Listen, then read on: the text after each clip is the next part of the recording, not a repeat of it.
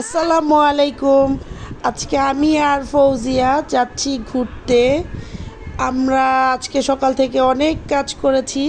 দুইজন কাজ করার পর এখন একটু ফ্রি হয়েছি, তাই আমরা দুইজন মিলে সিদ্ধান্ত নিলাম আজকে আমরা যাব কাচ্চি ভাইয়ে কাচ্চি খেতে। আর আমরা যাচ্ছি ওয়ারির ব্রাঞ্চে। আর রাস্তাঘাট খুবই ফাঁকা ছিল, আমরা খুব তাড়াতাড়ি চলে আসছি, মাত্র 10 মিনিটে চলে আসলাম। এখন আমরা উপরে উঠে যাচ্ছি। এই তো আমরা কাচ্চি ভাই চলে আসলাম। এখন আমরা অপেক্ষা করছি। আমাদের কাচ্চির এখানে প্রায় 3:30 বেজে গেছে। আমাদের দুজনের খুবই ক্ষুধা লেগেছে। ফজিয়া তো ক্ষুধায় মানে একটু নড়াচড়া করছে, কি করবে। আর জায়গাটা পুরো ফাঁকা ছিল আজকে, সিটেরও কোনো ঝামেলা ছিল না। আমরা খুব সুন্দর বসে অপেক্ষা করছি কখন আমাদের কাচ্চি আসবে। ও ফৌজিয়া তো আর ক্ষুধার যন্ত্রণায় অস্থির হয়ে যাচ্ছে। সে তো আজকে সকালে শুধু একটা মাত্র পরোটা খেয়েছিল, আর কিছুই খায়নি, তাও সেই সকাল 8টায়। এখন সে কাচ্চি পেয়ে তো সে মহা খুশি হয়ে গেছে, নিজের প্লেটে নিজে নিয়ে নিচ্ছে। আমিও আমার প্লেটে একটা আলু আগে তুলে নিলাম, বিকজ কাচ্চির আলু সেই স্বাদ। সাথে একটু পেঁয়াজও নিয়ে নিলাম, আর শসাও নিয়ে নিচ্ছি। এই তো একটা মাংস, আজকের মাংসর পিসগুলো খুবই ভালো ছিল, একদম সলিড নলি পিস ছিল। তো এর আগেও দেখা যায় যে মাংসগুলো এতটা ভালো থাকে না, তো চেঞ্জ করতে হয়। বাট আজকে লাকিলি মাংসর পিসগুলো অনেক ভালো ছিল, খুবই সফট অ্যান্ড।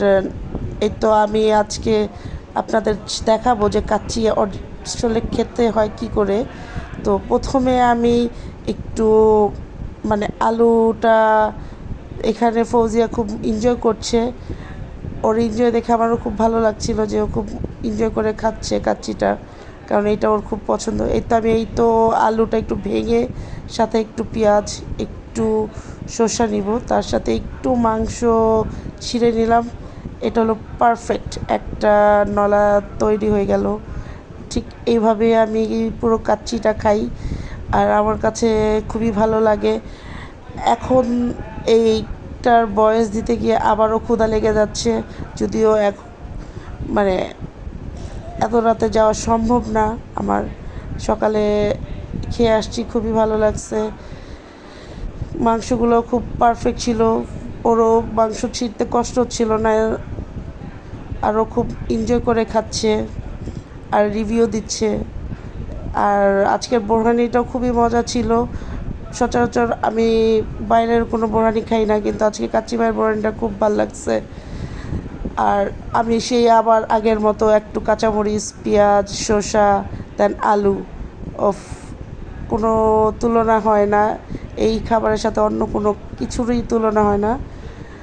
যারা কাচ্চি লাভার তাদের কাছে এটা সবচেয়ে অমৃত লাগে। আর এমন করে খেতে তো সেই অসাধারণ। আমারও প্রায় খাওয়া শেষ, তাই আমি একটু দইও নিয়ে নিলাম। আজকে ওদের সেই লাচ্ছি ট্রাই করেছি, এটা নতুন ছিল, মালাই লাচ্ছি। বাট মালাই লাচ্ছিটা খুবই পাতলা ছিল, এতটা পাতলা হওয়ার কথা না মালাই লাচ্ছি। আর আমি এখন দইটা ট্রাই করছি। খাওয়া শেষ একটু মিষ্টি জাতীয় খাবার খেতে ভালোই লাগে।